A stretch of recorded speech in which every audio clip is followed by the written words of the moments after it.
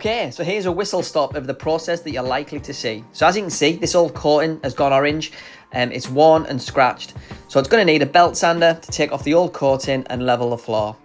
Now this is the coarse grit, which is the most aggressive grit first of all, before moving up the slide to a medium and a fine grit abrasive.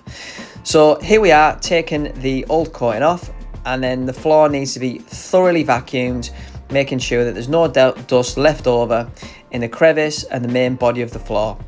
The next step was to get this rotary sander across the floor. Now this is starting to go through the medium and fine grit to get it all nice and level before it gets finished. Before that, of course, we need to blend in the corners and the edges, making sure that the old coating is off and it's all level and blended and nice and even. Again, more vacuuming to make sure that there's no dust before we start coating. So this is me coating using a clear coat matte lacquer.